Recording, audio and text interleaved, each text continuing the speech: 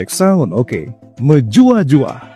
Berikut ini kita akan menyaksikan video program 100 hari kerja Bupati dan Wakil Bupati Karo. Take relax and enjoy this video. Check result. Di bawah langit biru tanah Karo yang indah, sebuah era baru telah lahir. Bupati Karo, Brigjen Polisi Purnawirawan Dr. Antonius Ginting, SPOG MKes, dan Wakil Bupati Karo, Komando Tarigan, SP, telah menyalakan obor harapan, memimpin dengan jiwa prajurit dan hati seorang pelayan. Bersama masyarakat Kabupaten Karo, dengan penuh semangat dan harapan, mewujudkan cita menciptakan Kabupaten Karo yang unggul dan sejahtera. Dalam menuju 100 hari pertama, Bupati Karo telah mengambil langkah strategis membangun pondasi yang kuat untuk menciptakan tata kelola optimal, merubah mindset birokrasi, menyatukan persepsi, dan meyakinkan masyarakat dengan prinsip memimpin dengan memberi contoh. Langkah ini telah menunjukkan hasil yang luar biasa dan langsung membawa perubahan positif, khususnya di tataran birokrasi dan pelayanan publik. Capaian 100 hari akan memantapkan perencanaan, menguatkan kolaborasi, mematangkan target, dan meningkatkan kualitas perencanaan pembangunan daerah dalam rangka mencapai tujuan dan sasaran pembangunan. Dalam pencapaian 100 hari, hambatan, kendala, dan tantangan memperkaya dokumen perencanaan yang dilakukan tahap demi tahap secara simultan, khususnya dalam rangkaian penyusunan RPJMD Kabupaten Karo tahun 2025 hingga 2029 agar lebih terarah, terukur, dan rasional.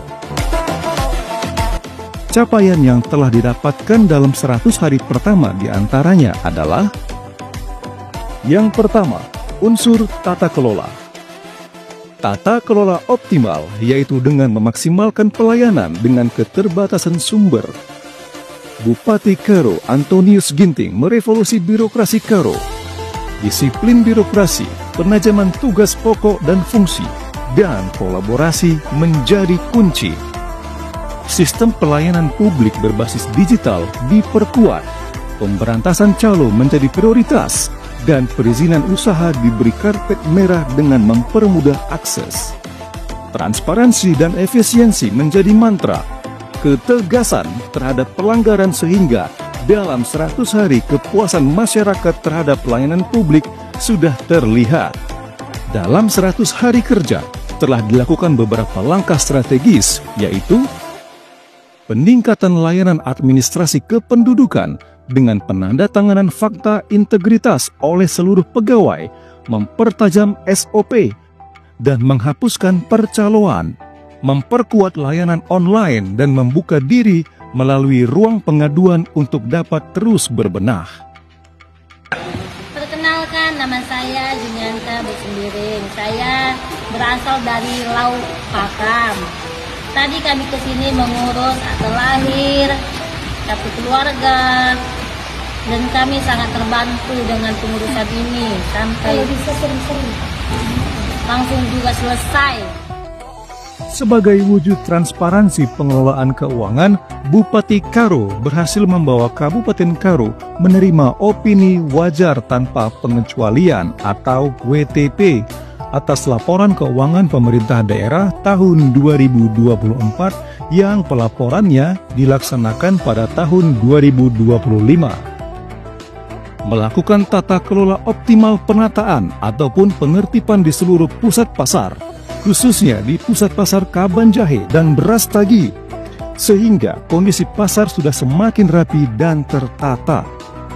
Pedagang liar sudah semakin tertib dan tidak menggunakan fasilitas umum untuk berjualan, perparkiran, dan arus lalu lintas di seputaran pusat pasar juga semakin lancar dan tertata.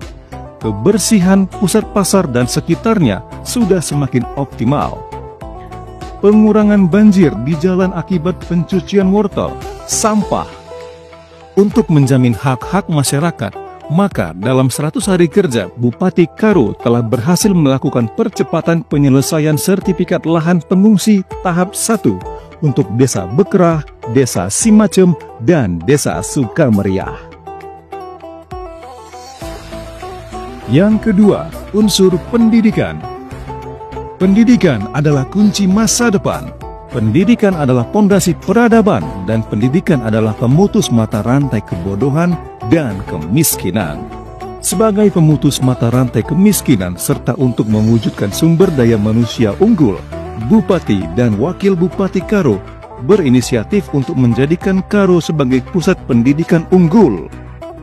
Dalam 100 hari kerja, telah dilakukan beberapa langkah strategis, yaitu pengusulan pendirian sekolah rakyat agar berdiri di Kabupaten Karo, tepatnya di Desa Kutapengki, Kecamatan Mardingding.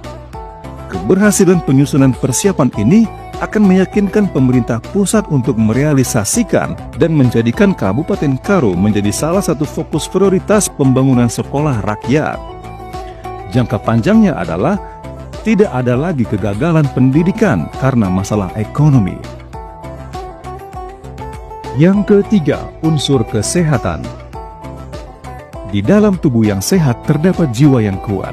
Kesehatan adalah harta yang tak ternilai, namun sakit adalah takdir yang tak dapat dihindari. Setiap masyarakat Kabupaten Karo berhak untuk mendapatkan pelayanan kesehatan yang optimal. Dalam menuju 100 hari kerja telah terlihat peningkatan disiplin tenaga kesehatan, peningkatan pelayanan Rumah Sakit Umum Kabanjahe, dan peningkatan pelayanan kesehatan sampai dengan puskesmas telah menunjukkan hasil.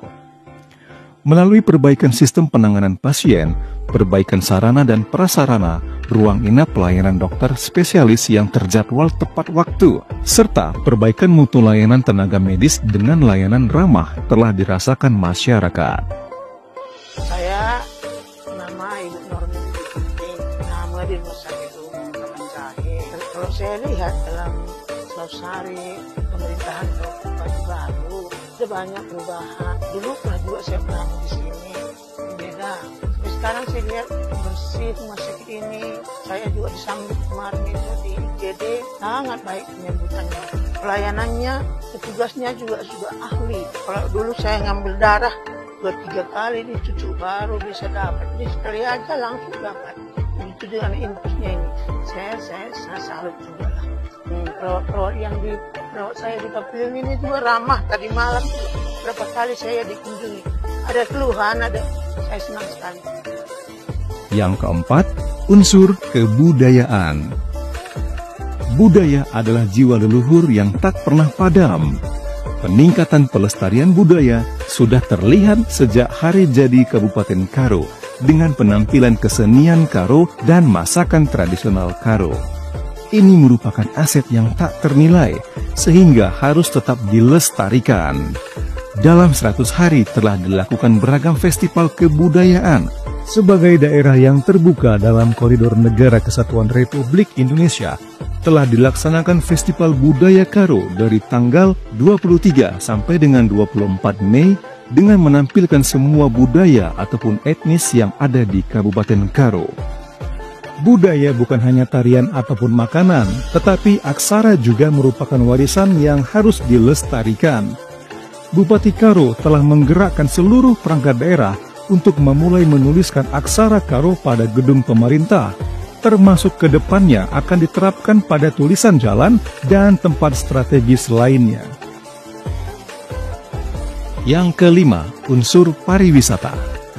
Tanah Karo adalah permata pariwisata bukan hanya di Sumatera Utara atau nasional.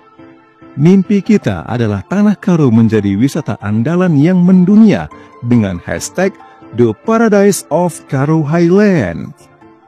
Dalam menuju 100 hari kerja, Bupati Karo Antonius Ginting telah menyulap salah satu destinasi wisata Kabupaten Karo, yaitu Bukit Gundaling, dari yang sebelumnya biasa saja menjadi luar biasa dengan strategi tata kelola optimal tanpa harus menunggu birokrasi anggaran. Bukit yang hijau telah diubah semakin berwarna, asri, dan bersih. Keberhasilan ini akan diteruskan dan menjadi modal awal meyakinkan masyarakat dan pelaku wisata bahwa dengan bergotong royong bersama, kita dapat mengubah apa saja menjadi lebih baik. Wisata membutuhkan kenyamanan, sehingga kebersihan menjadi modal utama. Dalam menuju 100 hari kerja, dengan program gotong royong, ASN bersama masyarakat telah mengubah wajah Kabupaten Karo. Kabupaten Karo telah menjadi lebih bersih dan bersinar. Masih tentang pariwisata. Wisata adalah modal dan salah satu aset pendapatan asli Kabupaten Karo. Kunjungan wisata akan meningkatkan pendapatan pajak hotel dan restoran. Yang keenam, unsur pertanian. Nenek moyang masyarakat Karo bukanlah seorang pelaut, tetapi petani. Dan sampai saat ini mayoritas penduduk Kabupaten Karo tergantung dari hasil pertanian. Mencermati potensi yang ada di Kabupaten Karo, Bupati Karo Antonius Ginting telah melihat peluang Kabupaten Karo sebagai salah satu lumbung pangan untuk menopang ketahanan pangan nasional, dan menunjukkan komitmen kuat dalam membenahi sektor pertanian sebagai sektor unggulan pembangunan Kabupaten Karo. Beberapa langkah strategis telah dilakukan guna mempercepat pembangunan, meningkatkan kesejahteraan petani, dan menjamin ketahanan pangan daerah. Fokus utama diarahkan pada penanganan irigasi, subsidi pupuk, dan ketersediaan benih berkualitas.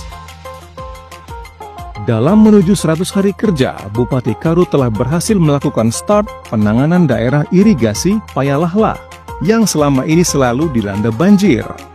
Keberhasilan ini berkat koordinasi yang baik dengan pemerintah pusat dan Provinsi Sumatera Utara. Salah satu hasil koordinasi yaitu Kabupaten Karo memperoleh alokasi anggaran untuk menangani bencana banjir di kawasan daerah irigasi Payalahla. Kedepannya, kawasan ini akan menjadi salah satu sentra pertanian Kabupaten Karo yang dapat dipadukan dengan wisata alam dan konsep pertanian terintegrasi.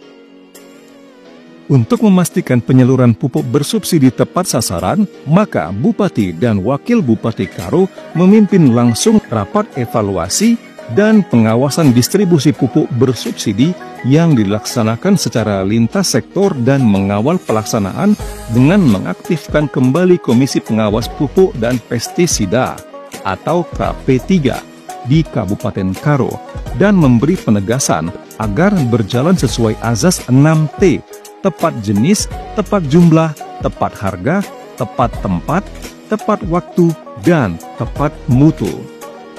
Untuk menurunkan biaya produksi di tingkat petani, peningkatan produktivitas dan mendukung program swasembada pangan, Bupati dan Wakil Bupati Karo telah menyalurkan benih jagung secara bertahap ke berbagai kecamatan.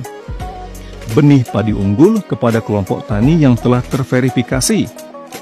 Kegiatan ini merupakan hasil kerja keras Bupati dan Wakil Bupati Karo dalam mencari alokasi bantuan di tengah adanya efisiensi anggaran di Kementerian Pertanian Republik Indonesia.